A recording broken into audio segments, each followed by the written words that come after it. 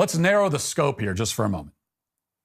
Because in reality, to be anti-Semitic is to hate Jewish people because they are Jews. That's what anti-Semitism is. Everything that is not that is not anti-Semitism. Just like being racist against a particular race means that you hate the members of that race because they are members of that race. And again, you could say a lot of other things about people of a certain race that maybe are incorrect. You could even engage in stereotypes. You could say you could have misapprehensions. You could have misunderstandings. You could say a lot of things. But unless you're expressing that you hate these people because they're members of that race, it is not racist.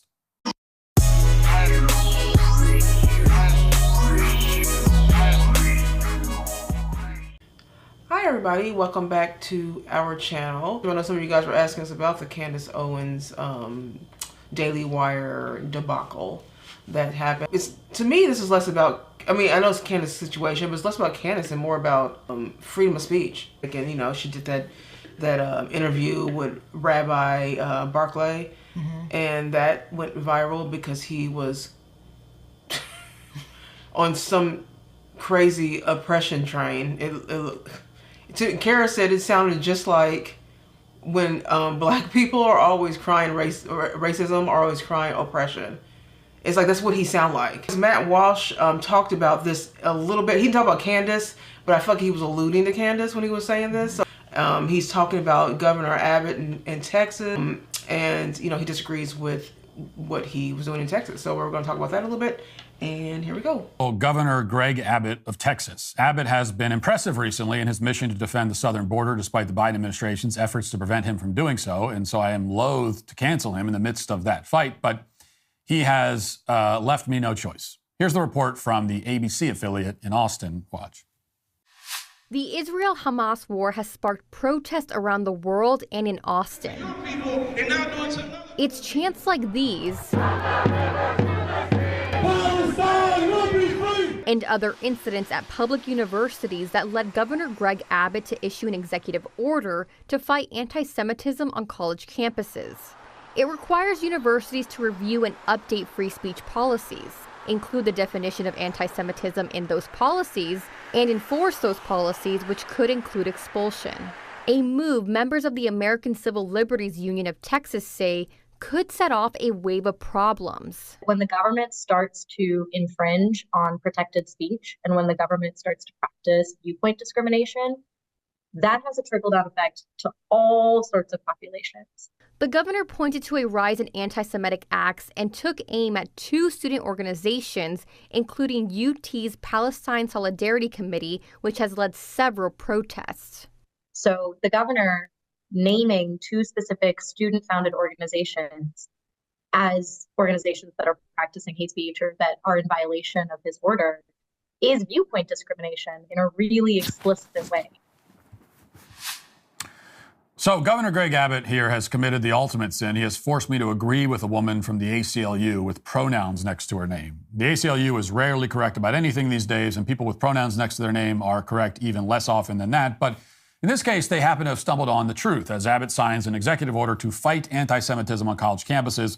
And what does fighting anti-Semitism mean? Well, here's the statement that the governor's office put out this week. Quote, Governor Greg Abbott today issued an executive order to fight the increase in acts of anti-Semitism at colleges and universities in Texas and ensure a safe learning environment for Jewish students and all Texans. Quote, anti-Semitism is never acceptable in Texas, and we will do everything we can to fight it, said Governor Abbott.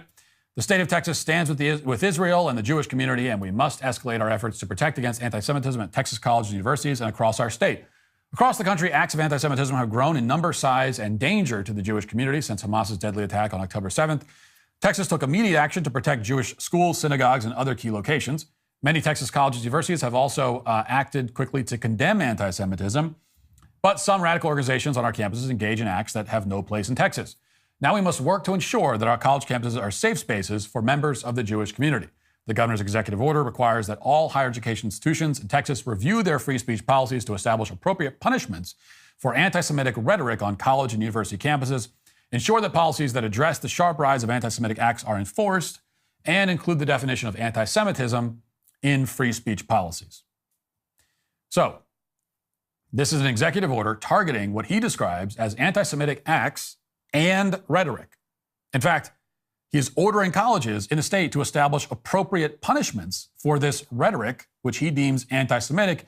And he says explicitly that these offensive statements must be shut down so that college campuses are safe spaces for Jewish people.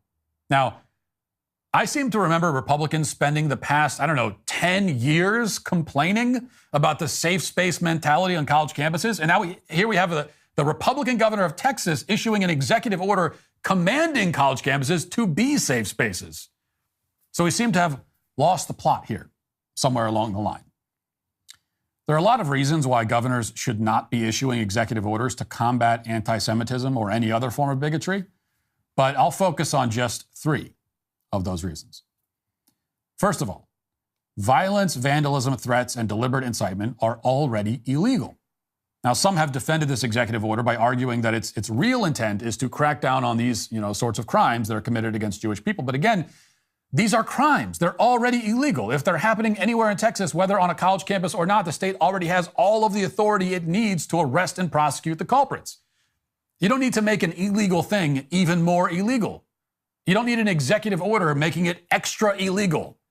Just enforce the laws that are already on the books. So to me, he's right. And this is what we were saying. We said before about the Biden lynching, the lynching bill. Mm-hmm. You don't need to make lynching illegal because it's illegal to kill people. You know what I'm saying? Right. So again, it is funny. The thing about this thing with Matt is that Matt is right. That we have a right-wing Texas governor enacting something, to me, that's unconstitutional. But we also have a right-wing, a right-wing news media that was also doing that. That he's actually on. Mm-hmm. So yeah, I agree with Matt on this, and we got pushed back when we said the thing about the lynching bill. Mm-hmm. It's like, yeah, what do you mean though? I was like, what do you mean that you need this to keep you from lynching? First of all, people aren't getting lynched anymore. But even if they were, there really is no need for it since murder is illegal. Yeah, we had a long time ago, we talked about this anti-lynching bill that happened, and people were unhappy with us saying that it was under the George Floyd thing. Yeah. I think it was under the George Floyd situation. And they brought this anti-lynching bill, and Kara and I were like, murder's illegal. We don't need an anti-lynching bill. What we need is just to do the, like Matt is saying, to just do the laws that we have already in place. It's pandering to black people, just like this is pandering to Jewish people. Jewish people. Just stop. We have a constitution. We have laws that really cover everything. Out, yeah. You know what I mean? We don't need extra stuff. And when I start seeing extra stuff being added for certain groups of people, whether it's LGBTQ, black people, women, anything like that, what you're doing is giving people special privilege when we're supposed to be. Well, when you say we're all supposed to be equal, right? You're giving people a way to be supremacists, and I don't like that. So, and I also just want to say real quick that hearing a Republican say or conservative say safe spaces, yes, that gross. That already made me cringe because that's a liberal kind of philosophy word to say. I didn't really like that either. That showed me where he's going with this. Yeah. So, if, say, somebody is vandalizing a synagogue or assaulting a Jewish person or explicitly calling for violence against Jews, they can already be arrested. This order will do nothing to stop or punish those crimes because they already have the laws in place to stop or punish those crimes.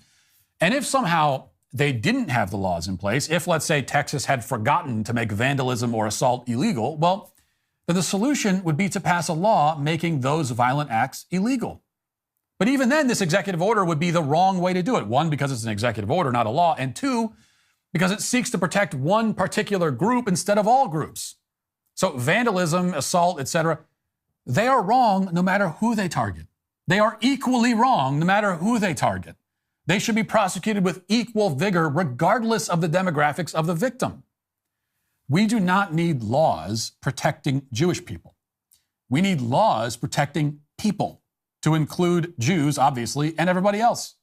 And if we already have those laws, which we do, then we don't need a second law or order making these crimes extra specially illegal if you commit them against a certain group. But the real point here has nothing to do with physical crimes. The real point is the bit about anti-Semitic rhetoric.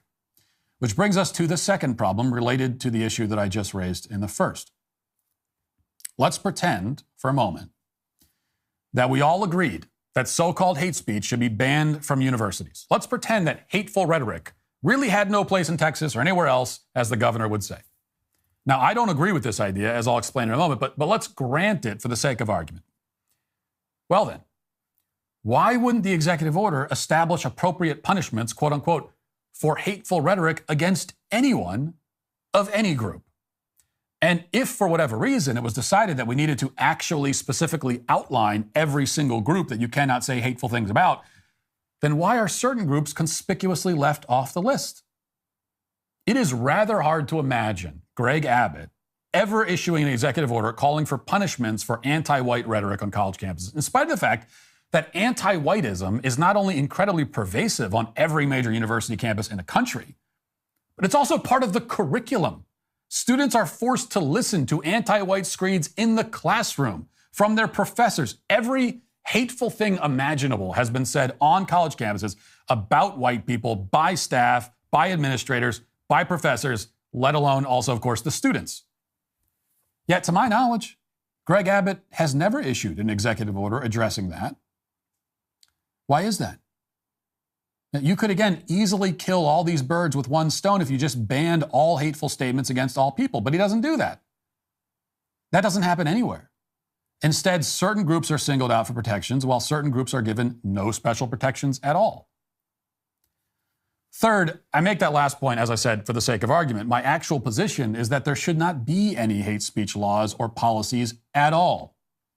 I reject hate speech as a concept, as a category. Hate speech, if it's anything, is simply speech that expresses hate. And some speech does express hate.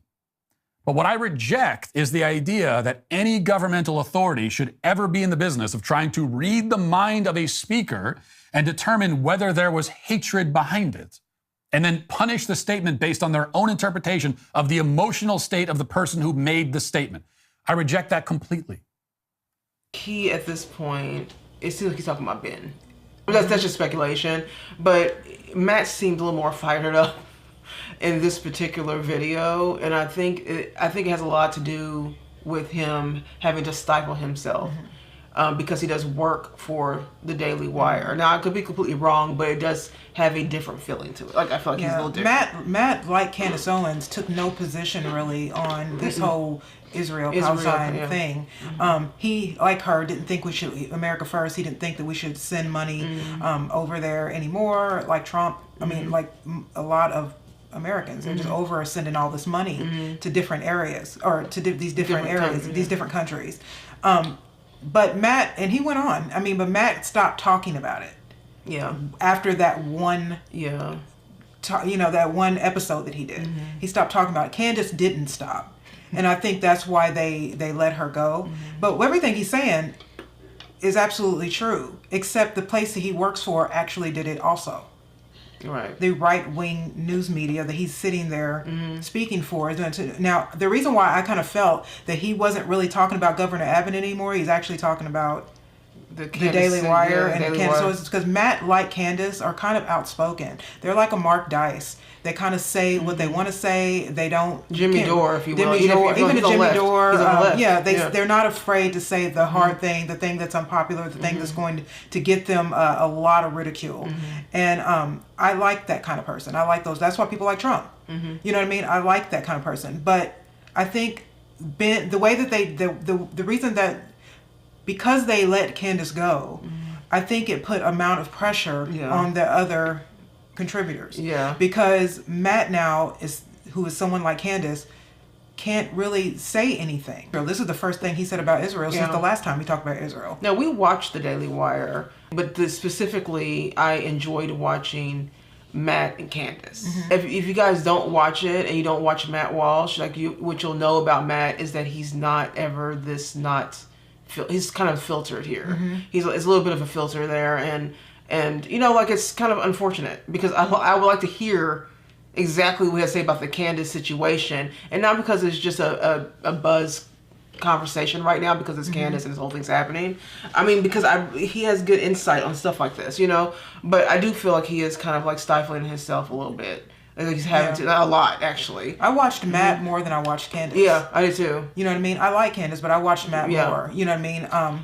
And it's just, I think that look, he is different than Andrew Cliven and Matthew Knowles, or the other girl that does the comment section, the younger girl.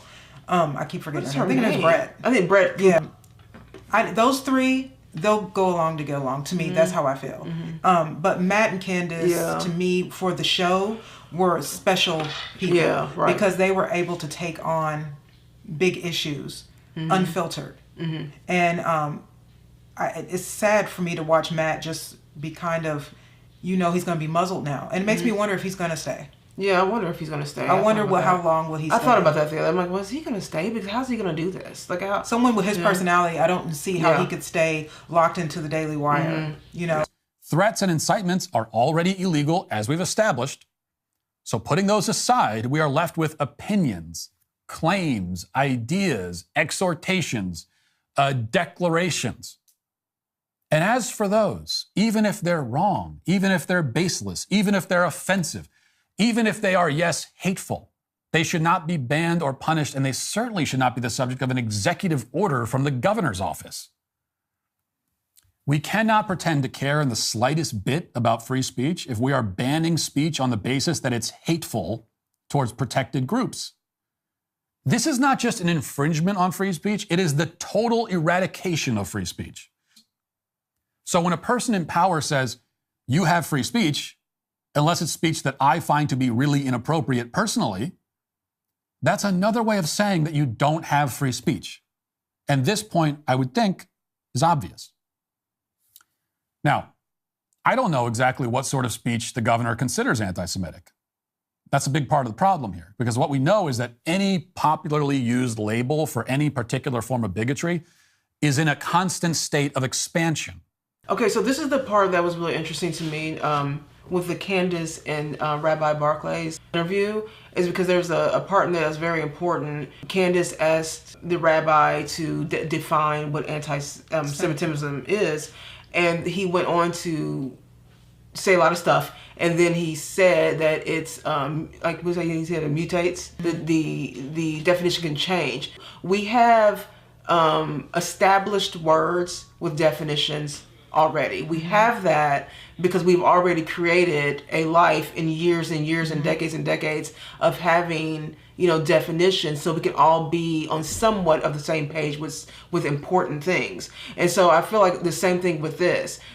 The word anti-Semitic means you do not like Jews simply because they are Jewish. It does not mean, or if you don't like, if you're racist against black people, it's you're racist because you do not like the specific race simply because they are that. And so for him to say that it kind of just is just ever flowing, we can change it any time. This definition, I am not on board with that. Yeah, because black people, this is the way black people were able to get all the things, like to get any kind of power, is that whenever a white person says anything that is true, is absolutely factual and true, they can just say, or I'm black, can say, that's racist. So then that just shuts you up. And we can't have people just, this was what his was doing. What is a woman? He did a whole thing of what is a woman. We can't, his whole point of that was, we already know what a woman is, and we've already established what a man is. So now we're coming in and blurring the lines of what it is so people can get power. Right. We just had Easter the other day. All of a sudden, Joe Biden on Easter decides to make it Trans Visibility Day. On Easter? On Easter. That's an agenda. We had Palestinians go into I think St. Patrick's Cathedral, and I think it's St. Patrick's Cathedral in New York City, Midtown. And we had people with Palestinian flags during Mass, holding up a big Palestinian sign talking about Free Palestine. That is so disrespectful. And this is what happens when you allow people just to take speech and just pervert it. To get their way. This is how people get their way. And so there's no difference for, Jewish people, black people, women. You can say what you want to say, but everybody doesn't have to believe what you say. Right. But these words are being weaponized. These words like, sexism. anti-Semitism, racism, Islamophobia. All these words are being weaponized to keep people from fighting back. Right. You have to define stuff. There has to be a truth that we all understand, and you can't get to just change it because your feelings were hurt. Right. Like Ben Shapiro said, facts, facts don't care about your feelings. He's right, although when it came to him, all of a sudden it did matter. Yeah. You know what I'm saying? And this is the reason why. It's because people's feelings will change. Right. Sometimes people say stuff about black people and it doesn't offend me. A lot of times, actually. It just doesn't offend me. I'm not easily triggered that way. Yeah. You know what I mean? And also, a lot of stuff that is said is actually true. Yeah. But everything Matt is saying is right. And this is the reason why I thought it was weird that he did this particular video, because of everything that's happened in his company right now, that he would actually go on a tangent like this, knowing his company just fired someone for the exact same thing. And that made me think maybe he's not really talking too much about Texas, but his own annoyance maybe with the Daily Wire, because now someone like him is like, you can't, because he's basically saying you can't get offended. I mean, there really is, like I think Daniel said it last time, there really is no hate speech. There's only speech, okay? Right. And again, there's speech that is to a lot of people that can be perceived as vile. Hence KKK, this kind of, they come out there and do these things, or Antifa or whatever it is, right? There may be speech that just has some really unsettling things that they're saying, or against certain things, whether it be your race or your gender or whatever, but it still is just speech. It's just relative to the person. Yeah. Christians believe homosexuality is wrong, and to Christians that's the Lord's word. Yeah, and so that doesn't sound like hate speech, but to someone who's gay, that sounds like hate speech. So this is why we have getting in so sitting here trying to dissect everybody, because they can say what they want to, and they do. They say a lot about Christians. You know what I mean? And so I just think that, and I've said before, if a Klan's member wants to say something, they should have the right to say it, because I have the right to speak. Stifling their speech stifles mine. Right. In the end of all of it, we won't be able to talk and say what we want to say. Right. So it makes So bigotry labels, they're like the universe. Their boundaries expand and expand and expand until they become as broad and all-encompassing as the universe itself. That's reason enough why you can't ban speech on this basis. Any speech at all could be included in the label, because the labels are so broad and so subjective. But let's narrow the scope here just for a moment. Because in reality, to be anti-Semitic is to hate Jewish people because they are Jews. That's what anti-Semitism is. Everything that is not that is not anti-Semitism. You could say a lot of other things about Jewish people, that you could make a lot of other statements that are incorrect. You could even say things that are offensive. But unless they express that you hate Jewish people for being Jews, they're not anti-Semitic. Just like being racist against a particular race means that you hate the members of that race because they are members of that race. And again, you could say a lot of other things about people of a certain race that maybe are incorrect. You could even engage in stereotypes. You could say you could have misapprehensions. You could have misunderstandings. You could say a lot of things. But unless you're expressing that you hate these people because they're members of that race, it is not racist. Now, I realize this is the narrowest, most limited definition of these terms, and it's also the only coherent and clearly delineated definition. If you expand it beyond these boundaries, you will quickly find that now there are no real boundaries and anything can be included. So, what if somebody says something that is really clearly anti-Semitic? What if they stand up and they say, this would be the clearest version of all, I hate Jews? What if they said that? Well, there's no denying that such a statement is anti-Semitic. There's no denying that likely statements like that have been made on college campuses. Should there be an executive order or law prescribing punishments for such expressions? No, of course not. If a person hates Jews, they should be allowed to say so without any legal repercussions. If they hate black people, if they hate Asians, if they hate gay people, if they hate Christians, if they hate white people, if they hate me, if they hate you, if they hate anyone for any reason, they should be allowed to say it. And they are allowed to say it about some of those groups. They should be allowed to say it about any of them. Because you know what? People can feel how they feel, and they can say how they feel. And if free speech doesn't mean that at least, then it doesn't mean anything. So how should we respond to somebody who says such things? How should we answer a true expression of hate? Well, through speech. Fight speech with speech. Why is that such a difficult concept? On a college campus, we should be teaching students how to communicate their disagreement and disgust and revulsion through speech of their own. They shouldn't need a quote-unquote safe space to retreat to. They shouldn't need the governor to come save them. If they don't like something that somebody has said, they can say so and they can explain why. Now, that's not going to stop the other person from saying it, but that's the way it works in life, or how it should work. You don't get to control what other people think. Yeah, so I actually love that clip that he. I like that he said all of that. I don't know. I mean, I don't want to put words in his mouth, but it just seemed like I'm sure he feels constrained right now that he can't speak the way that he has before. But he's right. I mean, speech is speech. You have the right to be offended, but you don't have the right to just make up new definitions when you are offended. Right. And that's what's been going on for the last 10 years. Or is all these groups have been redefining what everything is based on their feelings.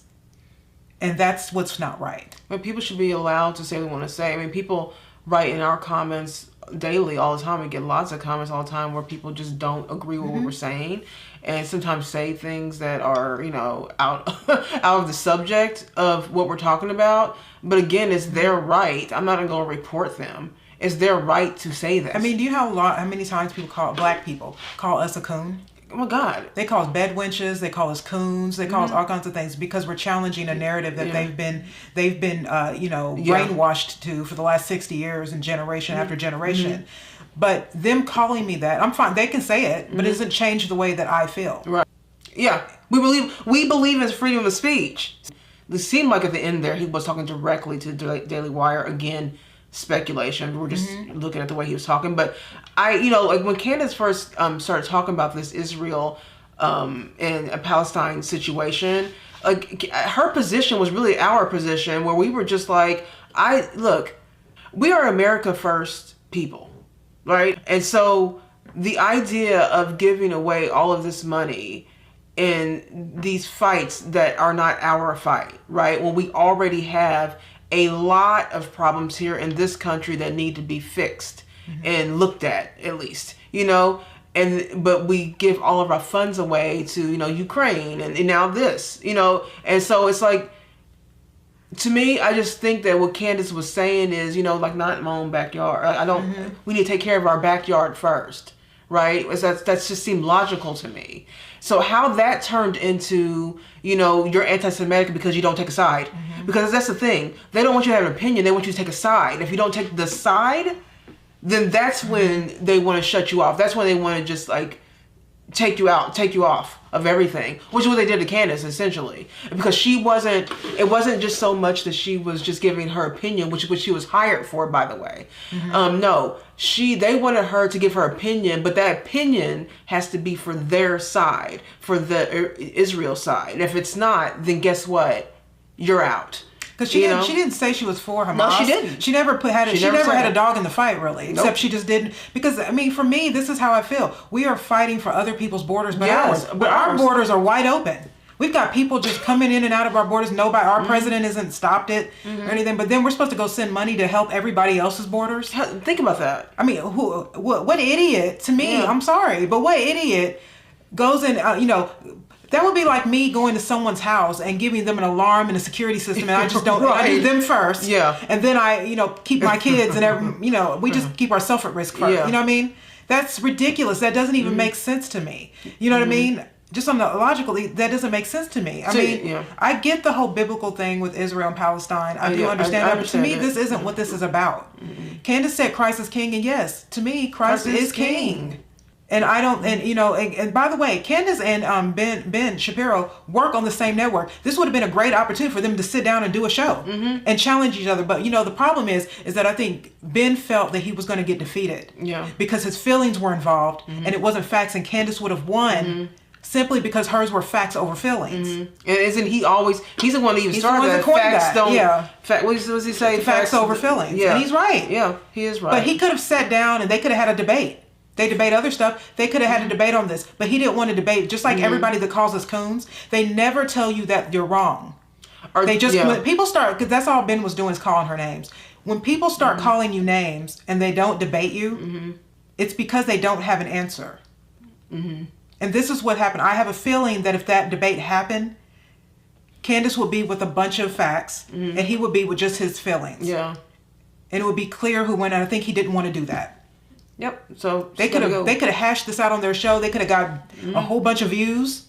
You don't think people would have watched that? I would have. They would have had a whole bunch of views, but he didn't want to do that. He was so in his feelings. He just kind of like, well, no, we gotta get her out of here. Freedom of speech is like they almost built. I feel like they built the Daily Wire based on that because the mainstream media clearly is not into freedom of speech, right? So we know that. So a lot of these independent online, the reason why we're getting our news, most people are getting their news now from online, is because online personalities is because the news is not telling us the truth. So places like Daily Wire and the Blaze and even Jimmy Dore, whoever you're, right or left, a lot of people are trying to get their news from there because they know that what's going on in mainstream is not real. And so for Daily Wire to promote, we believe in freedom of speech, and then to do this is just, to me, insanity. The one fundamental thing that we have in this country is that I would say one of the most important things is freedom of speech to up there. It's the reason why they have it at number one. That's the reason why they have that as being number one is because that everything following that is going to fall off. If we don't protect that, if we don't protect that, everything else is going to fall right off. With these corporately owned news stations, they always when Jank from TYT, he came from MSNBC. He got fired because he was talking about Barack Obama, and they told him to put a muzzle on that, and they buried his show to Saturday. So he left. He dived deep into TYT and made it what it was. So then fast forward to Jimmy Dore now being a contributor on his show. The instant Jimmy, started to talk against Hillary Clinton because they were for Bernie Sanders, and then all of a sudden they were for Hillary Clinton, and it was pretty clear that they were, all of them, and Jimmy just would not do it. So it was kind of weird because they were kind of not talking very much, and then all of a sudden Jimmy Dore starts doing his show more and more and more, and it's clear that they've got an issue. It's the same thing. It's the exact same thing what happened to Candace Owens and Ben Shapiro. Jank then kicked him off the show. He kicked him off TYT. Jimmy's show is a lot better now because and bigger because all of Jank's audience pretty much they started to leave TYT, and now the same things happen with the Daily Wire. They were all about freedom of speech. They have a lot of outspoken people on their show, and then all of a sudden, you say one thing. I know. That's not right, and then you look just like the mainstream media. Once you get into that kind of corporate setting, your opinions become less and less. Right. And that's unfortunate because we don't need it to be in less and less. We need it to be more. We need more opinions, thoughts, debates. We need more of that. And to stifle people just because they're not agreeing with you is not right. It's crazy to me how involved we get into some of these wars. And both parties are for Israel. I mean, if you look at, even with some things Hillary Clinton has said, they all say it. The establishment, Democrats and Republicans are all for Israel. You know what I mean? And I don't listen to them because, But my thing is just like, you can't tell people what to say. But it's just watching Matt talk about this. So as I was watching, I was thinking, you sound like you're not talking about Governor Abbott anymore. You look like you're talking to your company without talking to your company. Right. Because how can you do a video like this close to something that your company just hypocritically did? What do you think? So what do you think, Matt? What do you think the company? I wonder what they said to him. I mean, they already stifled one person, which would be Candace. Maybe they're trying to show. See, we're going to let them say this. I mean, if you look at the last video of Candace Owens on the Daily Wire, which is a good video. She talked about the fact that her last thing she said actually was that she's going to Israel. And she was going to do on the ground footage of what's actually going on. Yeah. And honestly, they may have wanted her out because they thought that she was going to expose something. In Israel. because she was gone right after that. Yeah. It's true. Right after that, she never came back. She never came back. She said she'd see us next week or whatever, because I think it was a Friday, and then she never came back. Yeah. Because on that video, too, she said, everyone knows there's any kind of like media, political media, media in general, or just in entertainment as well. Hollywood, entertainment, music everyone industry. knows that when you say something against Jewish people, it really might be done for you. There's things that you just have to be kind of honest about here, okay? We know who's running that show, right? I mean, like, we know that it's completely controlled by Jewish people. I mean, Dave Chappelle said He it said on it. Saturday Night Live, that clip where he made Yeah, it's fun like of this it. weird, you know, but everybody does know that. It's this odd, like non-secret secret that no one can really ever talk about. Virgil Walker said, he's a pastor. He said, I can't believe that this all happened though right before Easter. What a good time to talk about Christ as King. No, right? You know, It all like, kind of worked Candace out. is right. Christ is King, and everybody's, oh, you're using this as a weapon. You know what? Everybody has been crapping all over Christians for the last how many years now? Yeah. And Christians have sat by idly and said nothing mostly. When you go to churches now, you see BLM flags and LGBT flags in front of churches. Can you believe that? You know, you got woman pastors. I mean, they've completely corrupted the Christian faith. It seems like now You know what I Christian mean? people, like, so I'm a newer Christian, right? I would say within the past couple of years, but mostly really this past like year, I've, really been doing Bible studies and stuff like Kara has to, really cracking open the Bible and getting in there and trying to understand it and, following it and stuff.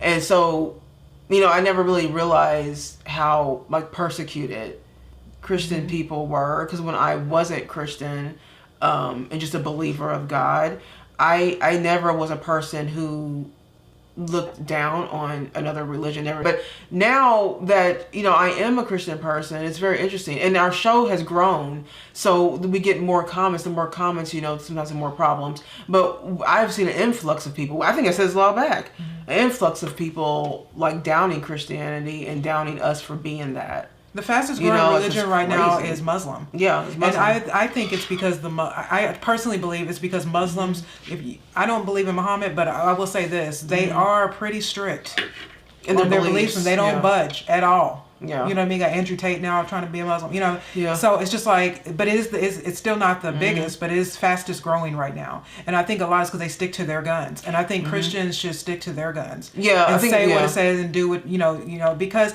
I think that if you sound like the world, why do they need to go to church? I think that we're too fluent with the rules here and with the rules of the Bible, the biblical law. Like if I'm going, like I said this too when I became a Christian person. I said if I'm going to do this, like I'm going to do this for real. Like I'm not going to be like a cherry picker.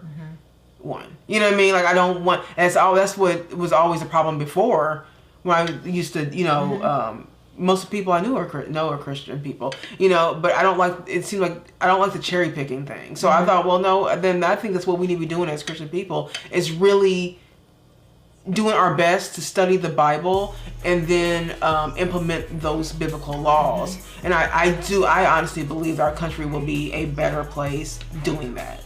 All right, you guys, let us know if you think Candace Owens was anti-Semitic. Leave some comments below, and we will see you guys in the next video.